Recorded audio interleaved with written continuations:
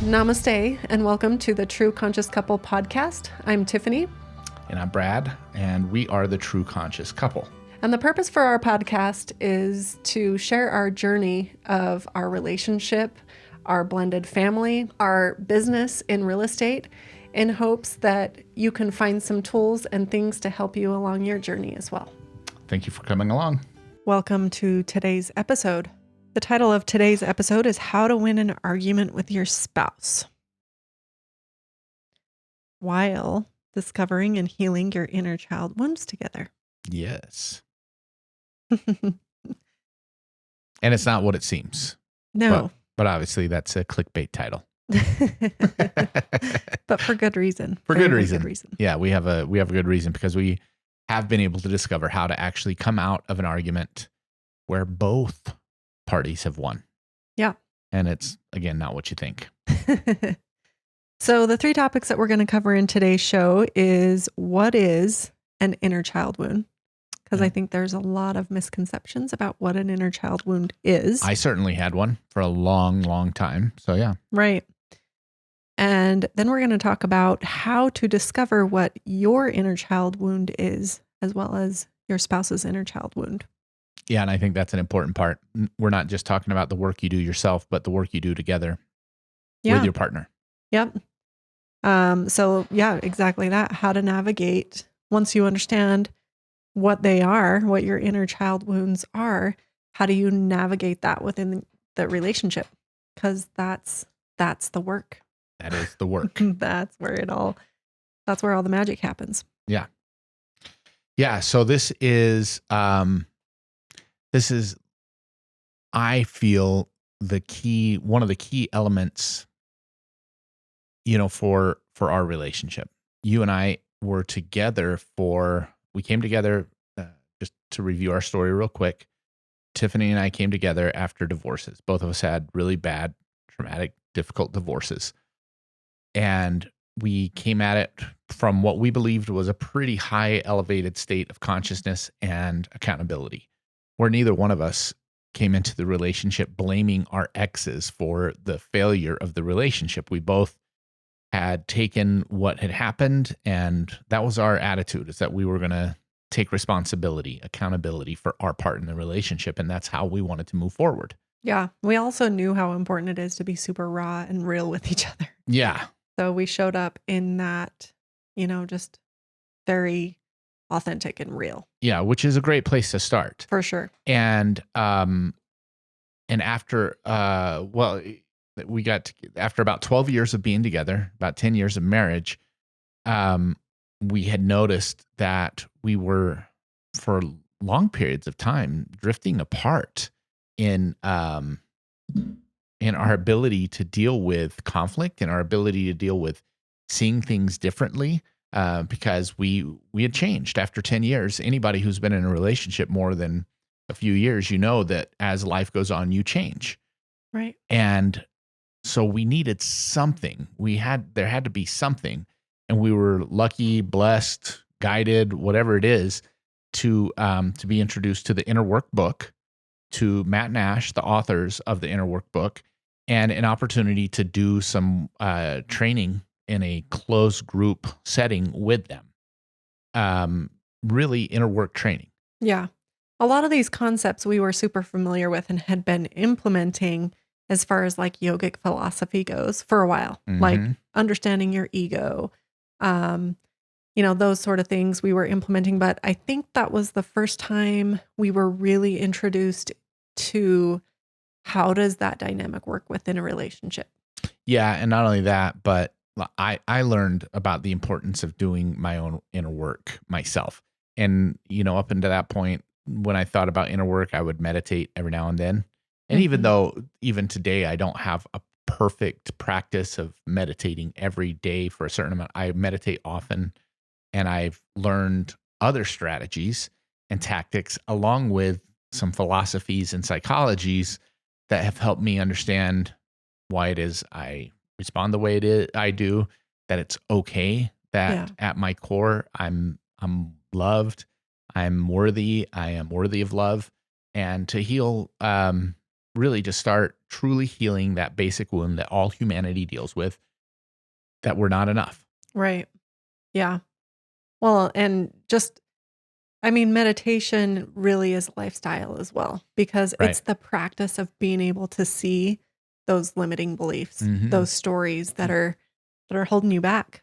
Um, and understanding, really having, I think the difference between like your ego or like inner child wounds that are just, they're kind of the same concept, but when we refer to inner child wounds, we're really talking about those core wounds, like that tend to happen to you when you're younger, but not always. They can really happen at any point in your life, but it's really those things that you're super triggered by, that you tend to respond to rather than or react to rather than respond to. Yeah, and that's a perfect segue, because the first thing we're going to talk about is what is an inner child wound. And this is Mhm. something that I struggled with for a long time, because I thought an inner child wound could only happen if you grew up in like an abusive situation, a lot of neglect. Um, I looked, my earlier self looked at your upbringing and thought, oh, you must have a lot of inner child wounds, because Tiffany was raised by a single mom. Her father passed away when she was 7 years old in a really traumatic way. Her mom dealt with mental illness and um, alcoholism, some drug use. Like, you were like that to me. That's what the inner wound. That's what Inner the inner child. child wound is. It's Yeah, all that, somebody right? who has daddy issues or mommy Daddy issues issues, or mommy issues, whatever.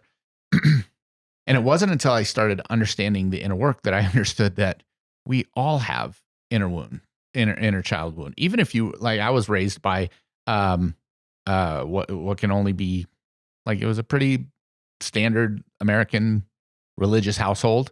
right. And for me, I was like, oh, well, in anything that's happened since then, it's my problem. It's my fault. Like, I was Right. almost like, I dealt with a lot of shame for every mistake I'd ever made. Like, I had created it, Right. not knowing that there were inner child wounds, things that I had taken on without even Yeah. knowing it. It's almost just like a computer program, right? It's not this idea that you're a victim either, Right. because it's just, if you understand your programming, then you take accountability and in being able to heal that and see that and overcome that. That Yeah. becomes your challenge, right? Yeah. There's a key paragraph that I want to read from, that you pointed out for me to read from the Inner Workbook. So if you'd like to, by the way, you can find this on Amazon. It's one of the top sellers on Amazon, spiritual self-help. I'm going to read from page 27, talking about our collective inheritance, how we all have these inner child wounds.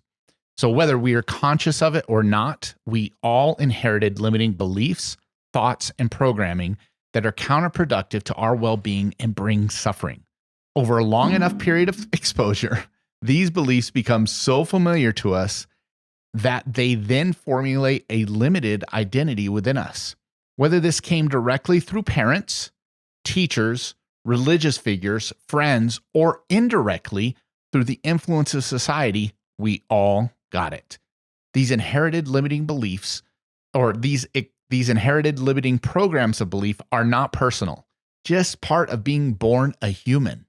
However, the most empowering view we can take on our suffering is that it may actually be playing a perfect role in our hero's journey of awakening. And that's the beauty. That's the beauty. And that's what you said. Like, this isn't about finding where you were victimized. It's finding, okay, what are these beliefs that I adapted that actually launch me on my journey towards my hero's journey? Yeah, because that's what creates the suffering, right? This program. And um like for us, um this was really powerful when we went through the processes of figuring out how, what our inner child beliefs were. It became so powerful for us because it gave us a tool Yeah. And, and a deeper understanding of our partner. well, and it gave us language as Right. well. Language that we could use to say, oh, I see that part of your inner child. And by the way, sometimes these inner child wounds happen when you're older too. Like, they can happen when you're a teenager. They can even happen in adulthood. I can see that inner wound that that you're that you're dealing with right now and that you're reacting out of. Well, and the reason I think why you and I really like the term inner child wound is because it adds this innocence to it. Oh yeah. And who doesn't have compassion for a small child that's hurting? And Right. so when you can see that at the end of the day, we all have this inner child that's just throwing a temper tantrum, Yeah. that's just hurt, that's just reacting out of hurt, especially when you look at the person you love and you can see their inner child, you can see that pain. It's this reminder to love them and have compassion for them. And you really want to help heal that. So it just, I think it makes it easier in that aspect to uh, get, put the defenses down, stop being defensive, stop reacting, and really just be able to see that person for who they really are. Right. So basically that inner wound, that core belief is typically what is responsible for any negative reaction that we see, whether it be blame, shame, a feeling of judgment, guilt, anger, temper tantrum, fear, even like when kids are taking stuff that, what do you call that? Uh, Not, Desire, yeah, but greed. greed. Yeah, greed. And not sharing. And we Right. see that in adults, and we're like, what the heck's going on here? What you're seeing is the inner child responding, Reacting. reacting, excuse me, reacting. Yeah. Yeah. So, for instance, Brad and I, the way that this shows up for us is a lot of his inner child wounds have to do with judgment because he came from a very religious background. And typically, people who come from a super religious background, they tend to deal with some sort of um, feelings of judgment, triggers of feeling judged. Guilt. Or guilt. Yeah. Like if Yeah. you make a mistake, there's something inherently wrong with you if you make a mistake. Yeah. He also deals with a lot of fear and anger that comes from he moved around a lot. So there was a lot of unknowns and a lot of opportunity for him to have to deal with fear and live in fear. And the way that he overcame that would be with anger. Typically, it's the fight or flight, right? He moved around a ton. How many different schools did you go to? I don't even think you can count. I lose track, but Yeah. I think like somewhere around 9 or 10 before I graduated from high school. Yeah. But one of the most impactful things that times of his life that he talks about is when he moved to New York and had to learn to fight because he was getting beat up a lot. Yeah. And so Getting he bullied. would, Yeah. have to lean on that anger Either to run or defend fight. himself. Yeah. And so that's kind of just the programming that he has, that if he's not conscious about it, it'll just rear its ugly head, Mhm. right? Um, Yeah. And knowing your inner child wounds, you did deal with the grief of loss of losing a father, which is traumatic for anybody. But you did a lot of work on that when you were young to heal that. And it's one of the things that I admired most about you. And I mean, it can still show up, but Right. but the biggest inner child wound that you deal with is this feeling of not being supported, of you having to take everything on because you were raised by a single mom who did not take care of things. You tell the story of having to Tiffany, like her mom coming home from the bar drunk, and Tiffany having to go and pull cash out of her mom's jean pocket so that she would have enough money to pay the electric bill later the next week or pay the rent the next month. And she would take the money out as a little girl, as a 10, 11, 12-year-old girl. And I mean, you can imagine the amount of uncertainty, the amount of fear, the amount of insecurity that would build, and feeling like you have to do it all on your own. Yeah. Yeah. And that can show up in our relationship as well. If I'm not taking care of the things that I say I'm going to take care of, that can be triggered again in you. Yeah. And then you react. Typically you'll react out of fear as well. Yeah. And I think the way that typically shows up is I'm almost overbearing. Like I kind of just take the wheel and do stuff myself and then silently like harbor resentment. Yeah, resentment. Yeah. Well, so that's what the inner child can look like. And the second point that we were going to talk about is how do we Discover. Yeah, how do you discover these wounds in your partner and in yourself? Yeah. When we talk about the inner work, so often the focus, that fly is driving me crazy. It's November and we've got a fly in our office. Anyway, when we do the inner work, so number one, there are inner work processes that you can use. A lot of different inner work processes. We were exposed to an inner work process called Exposing the lies. Exposing the lies. That was probably one of the most powerful. Yeah, and it's one that we've been trained now to facilitate ourselves, and we will be soon. But basically, understanding what are all these limiting beliefs that you accepted. Yeah, through no fault of anybody's. Right. There are lots of meditations and stuff that you can do to basically go inwards and meet your inner child and give your inner child a voice to speak.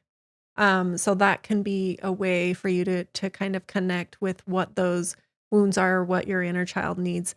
And there's the idea of healing your inner child is really an idea of reparenting. So discovering what it is that you needed as a child or what your wounds are, and then showing up today to reparent that.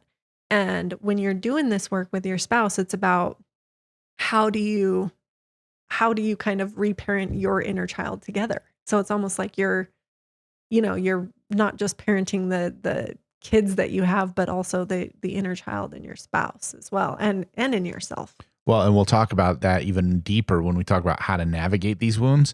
But man, Tiff, you just reminded me of, I did not know we were going to talk about that, but that importance of reparenting. Once you discover that there are these wounds and that your partner has these wounds, really exposing what they are, and not from a place of, well, let's find who we can blame for this.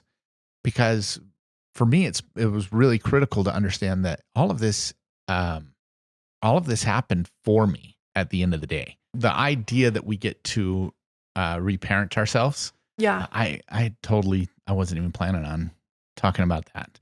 But that the beauty of reparenting yourself is when you are in a position and you're ready to do it, you can move out of blame and like feeling this sense of guilt that it was ever something wrong that you went through, and you get to reassure your younger self that it's all okay. Yeah. Like this is all happening for a good reason. Right. And you're strong enough and you're going to get through this. And so you move. This is like the quintessential moving from victim mentality to, this is happening for me. Right. That's amazing. Yeah. And it's not necessarily that your parents don't always had to have done something bad to mess you up. No. It's really just, they could have just been human. Exactly. Because it's just these blind spots, right? And then we come into this world and information's coming in and we're just reacting like any other program would, right? So I want to just go back on touch on a couple more things on how you can discover what your inner child wounds are, because I think it's important that we just put some stuff out there. So journaling is another good way to discover what it is, what your inner child wounds are. I think the biggest way to know is to start paying attention to what you get triggered by. What are the things that are really triggering you? What makes you angry? What makes you, what drives you into that fight or flight mode? And that's going to be the breadcrumbs too. And the more you can kind of dive into that, we often ask a question, when is the first time I remember feeling this way? I think that's probably one of the most effective ways, is when you feel triggered and you're reacting or wanting to react. Try to go back to identifying what emotion it is that you're feeling, and then when was the first time you remember feeling that emotion? Yeah. The cool thing about doing that is then you can, with your adult lenses, your Mhm. adult perspective, look and see not only what happened to your younger child, but also see like see it from a bigger perspective. Right. Uh, Yeah. and not necessarily saying that anybody was justified in doing anything. I'm not saying that, but you can see You can what. start to connect the dots that Yeah, it didn't even start with you. right. A lot of this trauma didn't even start with you. It's was generations before, Yeah, if it was a parent, they were dealing with something that they had been A lot of exposed to, times it's or a if it's teacher a or a teacher. religious leader, or somebody said or did something to you that created this program in your mind that this equals this, Yeah, you know. yeah. One of the just share really quickly. One of my core one of the mistakes I made in my life was to lie when I thought I was in trouble. And like a lot of human beings, there's a lot of reasons why we lie, but a lot of times it's just to avoid getting caught. You made a mistake and you want to avoid getting caught. And I remember the first time, and it's only been in the last few years, when I realized, oh wow, when I was 7 years old, I had taken a pencil from a kid in my class. We had those NFL pencils that had the different NFL teams on it. If you were born in or raised in the 70s or 80s, you might remember those. And I had taken somebody's because I wanted one. I didn't have the money to buy it. And I had taken the Pittsburgh Steelers one. I don't know why the Steelers. I wasn't a fan, but I took that one. And the kid had noticed it was missing and that I had one, and I hadn't bought one. And he accused me of it. And I said, no, I didn't. The teacher came over and said, Brad, did you take so and so's pencil? And I said, no, I didn't. And she lifted up my desk, one of those folding desks, and there it was. And she said, you didn't buy this, because she knew I hadn't bought it because she was the one running the bookstore. And I said, no, I didn't. She said, you're just a little liar, aren't you? And for years, I had masked that and just hid it. But that was one of those core things that, like, I heard, oh man, I'm just a little liar, aren't I? And, now having the adult perspective that I have and having the chance to go back and tell that little guy, that little Brad, first of all, you're not a liar. Like, you just made a mistake. It's no big Right. deal. You're capable of making mistakes, and it's okay. You're still loved. You're still worthy. And man, all of the trauma that I went through because of that core belief. Right. And the teacher didn't mean to like make me think that I was a liar for the rest of my life. That's not what she was about either. She was, Right. she was a well-intentioned teacher, like teaching a bunch of second graders, third graders. So those things can happen, and without diving into them and going through some processes to understand how they've affected us, they'll just continue to trigger us. Right. That's the point, right? That is exactly the point. Yeah. So, I mean, it's not easy. It's not easy going through this and trying to figure out what they are, but um like I said, there are meditations, there are processes, but the biggest teacher is going to be like those real life moments when you're reacting and you're super triggered, and really just taking a second to dive into those moments and those feelings and those emotions, and really just going deep on where that's all coming from. That's going to, I think, be the most effective way Yeah. to figure that out. Journaling and reflecting, especially with Yeah. that's where a great partner can come in, because you Yeah. can talk about, wow, I'm seeing these patterns. Like when this happens, I react this way, or I respond, I react in a certain way. Right. I'm not responding the way I want to. Yeah. Um, so how do you navigate it then in your relationship when you do figure out what your spouse's inner child wound is, what your own inner child wound is, then what? Well, we've talked about there's lots of different ways, but there are two main ways that we try to break down how to navigate this. One is when you've become aware of something that's happening that your spouse is doing or your partner is doing that's triggering you over and over again. And it's what we call creating space to have the discussion. And I think this is something you do really well. So do you want to talk about that? Yeah.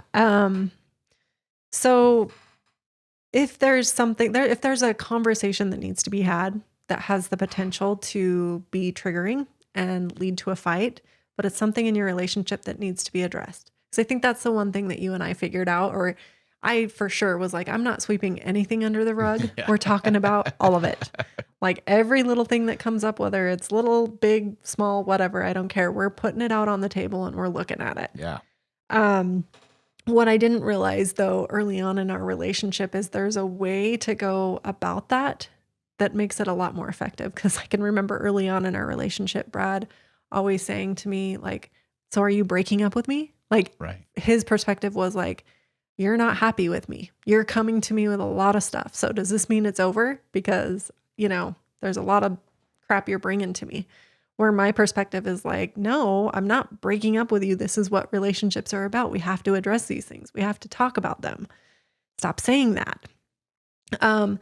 So one of the, I guess, protocols that we started using that became very effective, and I think it's a combination of a few different coaches and stuff that we've had in the past. A lot of it has come from Matt Nash, but from other coaches as well. So the first thing is to create the space, set and setting, right? So if you have a discussion that you have to have with your partner, go to them first and ask them, are you in a space where I can have a conversation with you? Yeah. Mentally, emotionally, physically, are you hungry? Have you had a long day? Do you have something else that you're looking at doing? And give them permission to say no. But the rule of thumb is if they say no, then they have to schedule when they are available because they can't run because that's another problem, right? Avoid it. If they keep avoiding Yeah. having the conversation. So permission to say no, but how about 6:00 tonight? We can sit down when I don't have these other things to take care of or after I get some food or whatever the case may be. Well, and can I say something about Yeah. it doesn't have to be that day even. No. This idea that you never go to sleep with something unresolved is not true. Because Right. if you're both tired and it's 9:00 at night and there's something that needs to be talked about, it can wait till tomorrow. Yeah. But our rule of thumb is it shouldn't be more than 24 hours. Right. Because that's almost sweeping it under the rug. Like you start to wait too long, people are going to forget about it. The emotion's kind of not going to be there. Well, resentment can happen too Yes. for the person who's needing to talk about it. They can feel like they're being ignored. Exactly. So, rule of thumb, typically within 24 hours. Right. That's our rule. Right. Seems to work. And then when you're sitting down, everybody's fed, everybody's present, distractions are all gone, you're about to have this serious conversation. The person so some things I like to put out there that's worked for us as well. The person who initiated the meeting, they get to have the stage. They get to express what it is that they're dealing with. But if you are that person, I think it's super smart to bring the other person into their prefrontal cortex by complimenting them, praising them, telling them something that they've been doing right, because that's going to lower their defenses, so that they're not immediately, because even if you're prepared for it, it's really difficult to not get defensive if someone's just coming at you with something that you're doing wrong or something negative. So really trying to offer some sort of praise, compliment, attaboy, whatever, in starting the conversation off, or just a simple reminder that you're safe. I love you. I'm not upset. Something to get their guard down. And then talking about when you're addressing whatever it is that's triggering you, it's best if you can use, like sometimes I'll even say my inner child is feeling completely ignored or unsupported with this thing that you're doing. You're not helping me with this thing, and it is triggering my inner child and making me feel like I'm, having to do this on my own, whatever the case may be. So if you can refer to the problem outside of like it's a you problem or you're doing this, and using more like I feel, or even my inner child is being triggered or feels this way, it can be very effective in handling these situations. And then if you're the person receiving this feedback, right?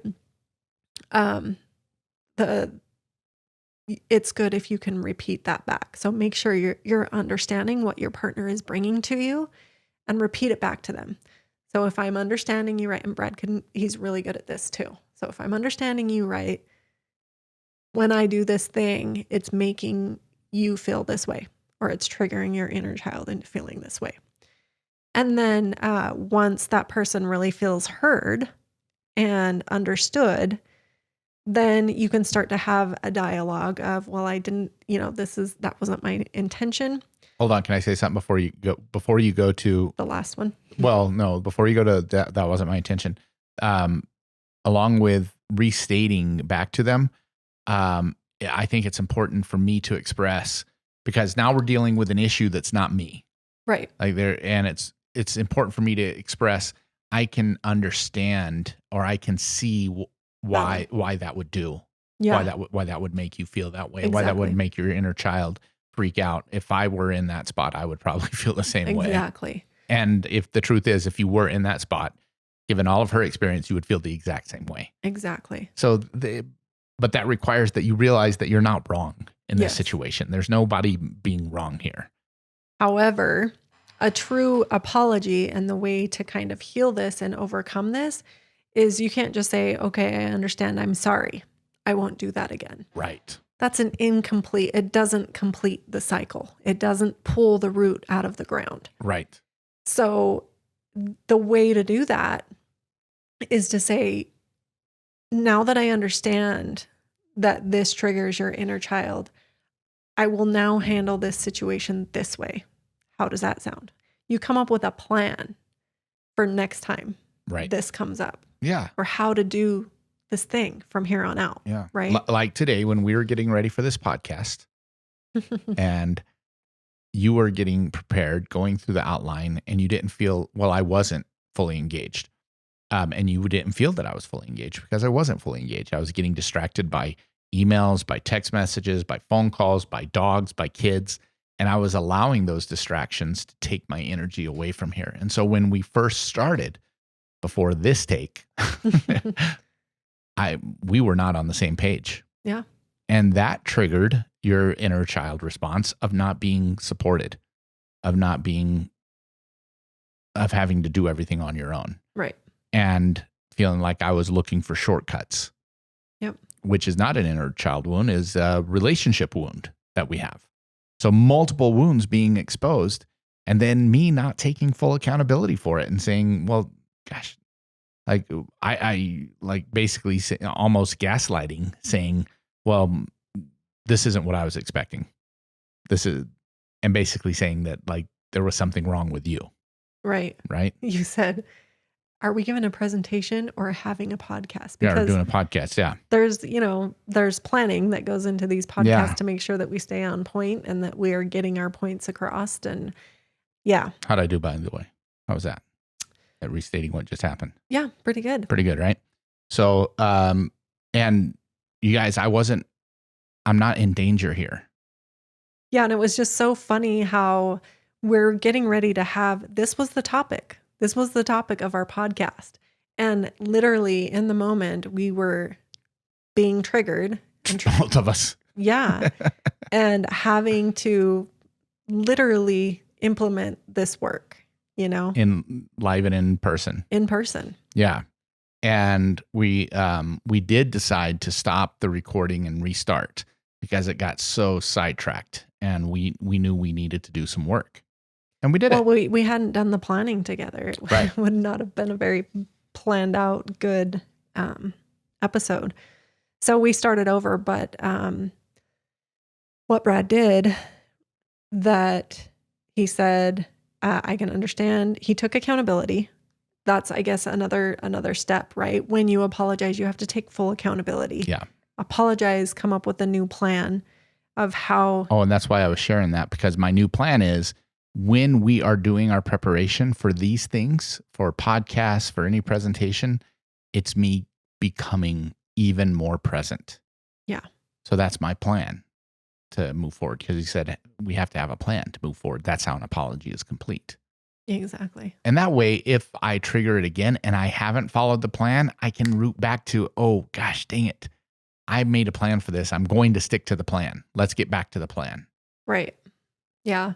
And I think having this basic strategy for having arguments has been so crucial, because we have a plan for how we're going to argue. And sometimes the other thing I want to point out, so you can't always plan these triggers either, because Like today. Yeah, like this wasn't something that like, oh, I need to plan to talk to Brad about this trigger, this thing that's triggering me. Sometimes you just get really triggered in the moment. So how do you deal with those situations, right? Because that's probably more likely than not that that's going to be the way that this all goes down. Well, and I love the way you put it. And so this is the key, you guys. Do you mind if I steal your thunder? Go for it.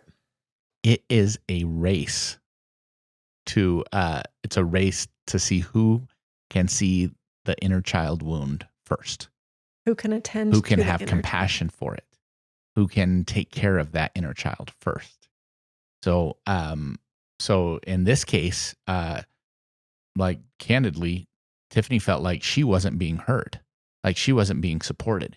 And so it became my job to get out of my own ego, out of my own nonsense, and get to her quickly. It was my turn to attend to her.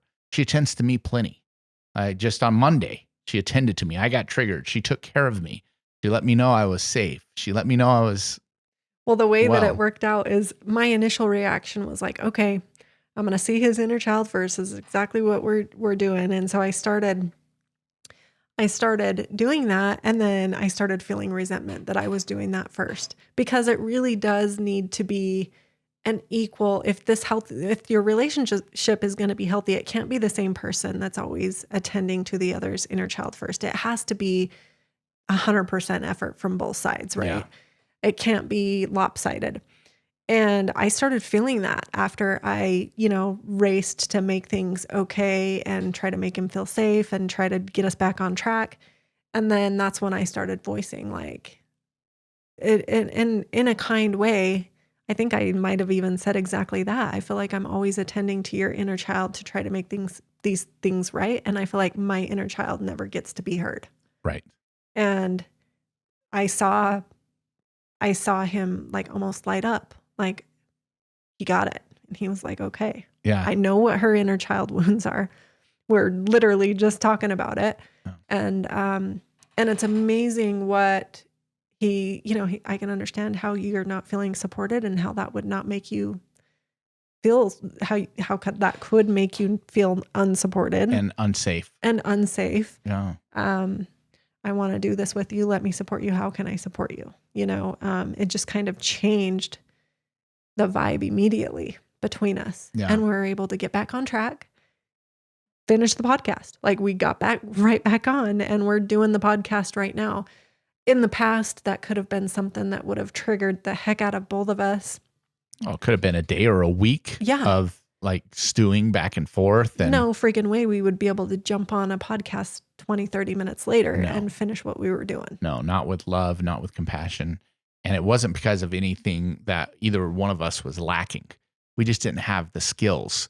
We didn't have the language. We didn't have the know-how to say, oh, this is what's happening right now. We're watching it. Like we're literally watching it happen with ourselves. Right. And we know these things. We've been studying them for the last almost 2 years. Well, and the thing I want to point out too is like there really is no destination with any of this. Like it's you just keep peeling back the onion layers, right? Like the onion skin. There's always more to learn. And so we don't come to anybody as like gurus in this.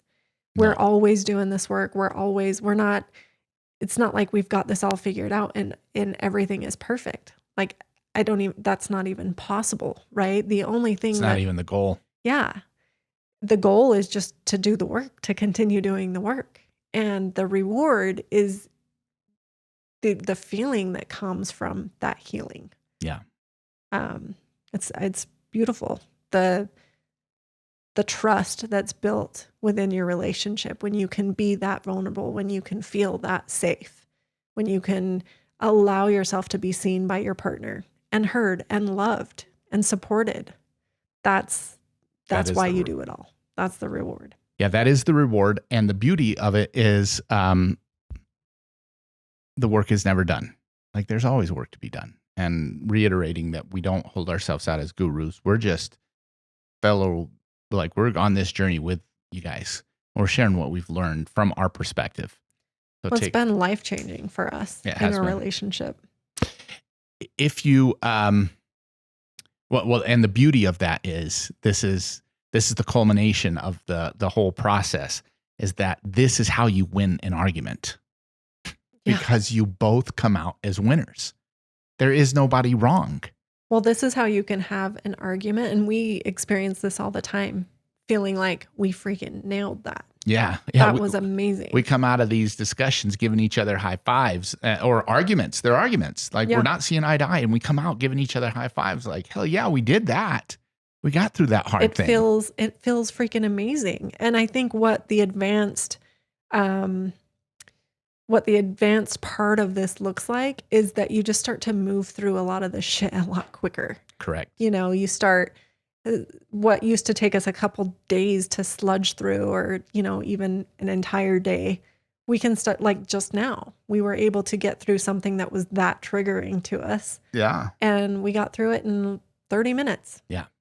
So if you would like to win, and it truly becomes a win-win argument, follow these simple steps, or hit like, subscribe, follow us, because we're going to be giving more as we move forward in our podcast. Like we will still talk about real estate, but relationships are the things that really light us up.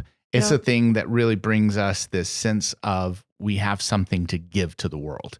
Because we've both been in bad relationships, we've both had failed relationships, and we're now living in what most people would consider we've had the odds stacked against us, but we've been able to persist. We've been able to move through it to a place where I can only say we live in a state of a lot of love, and not because we have everything figured out, but because the choices we make of how we're going to handle it. Well, we're both willing. We're both willing to put in the work. We're both dedicated to ourselves. We're dedicated to the relationship, and we're dedicated to the work. Yeah. Well, and I think that's the final piece is that this whole thing comes down to what set of lens are you looking at? Yeah. At this through. Yeah, I think it's super important. And if you pick up a copy of the Inner Workbook, they talk about it there. But one of the ways to kind of, I guess, just summarize this idea of these inner child wounds is if you were to think of someone's programming through as like a pair of like those Google glasses, right? Like somebody programmed from the time this person was born, they programmed everything into those lenses. And so when those lenses are put on your eyes, that's the way you see the world. That's what was programmed into those lenses. And so I think about this all the time when Brad and I are arguing. Like I have to like literally in my head say, okay, take off your lenses and try on his. If we're not seeing eye to eye, it's literally thinking about, okay, try to see if you can't recognize that inner child, try to put on his lenses, their lenses, and and understand the world through those lenses. And it can kind of, I just love thinking about it that way, because if you think about every person on the planet, it helps me honestly in dealing with buyers and sellers that I work with, or other real estate agents. Even if you don't know a lot about them, you can start to gather the pieces together based off of the way that they're reacting. And when we can understand the world through their lenses, we can start to have compassion and we can start to meet them where they're at. And so I think this practice becomes really important, especially in your relationship. Your relationship, it's also important in your relationship with your kids. But I feel like your relationship with your partner is where you can really start to dive into this work, and then it can expand from there. You know? That's beautifully stated. Do your best to see things from somebody else's perspective. And if you've spent the time to do the work with your spouse, that's when it gets beautiful, because you really can see things from their perspective. Yeah. You know a lot about that person. Yeah. I mean, hopefully, if you're married to them, right? Yeah. Hopefully you know a lot about them. And if you don't, find it out. Yeah. It's really important that you guys get to know each other on a super deep level. And if you need strategies on how to get to know your spouse, make sure to follow us, because we will continue to share things. And we've got some, we're going to have a couple retreats in 2024 for couples, specifically for couples. So make sure to follow us so that you can know what's happening there. And one thing we'd ask, if you found any value, if this message resonated with you at all, and you think you might be able to, this might be able to help you in your relationship, share it with your partner. Yeah. Sit down and listen to them. Not because this is, gospel truth, but because this could unlock some keys to get you getting even closer to a goal together. If you do that one thing and either listen to this podcast with your spouse, or share this podcast with them, and then you guys have a discussion about how you're going to handle arguments, I guarantee your relationship will improve. 100%. It's happened for us. And we were taught these by other teachers who were taught them by other teachers. So this isn't our information. These are things that we've picked up along the way. We're grateful to be able to be witnesses to this journey, and would love to hear your wins if you are having them, and any of these strategies are helping. Make sure to share them with us so we can know about them. Yeah. And also, I would encourage you, if you know someone else, maybe you have a girlfriend or a guy friend or another couple that could really benefit from this advice, please share the podcast. Help us spread the word. Yep. More followers, better for us to get more information out. Great job, babe. Thanks. We kicked ass on that one. Nice job. All right. Thank you, guys. Thanks. This podcast is brought to you by the Tru Agency Real Estate Team. If you are looking to buy, sell, or especially right now, invest, by the way, you should be investing in real estate right now, contact us. Or if you're a real estate agent that is committed to personal growth, we need to talk. We are looking to grow our real estate team. So if you're looking to buy, sell, or invest, or you're a real estate agent and you need growth, contact us. You can reach out to us at Tru Studios or Tru Conscious Couple or Tru Agency Team. Reach out to me, reach out to Tiffany, reach out to Trenton. All of us are available. We would love to help you get that out. Thank you so much.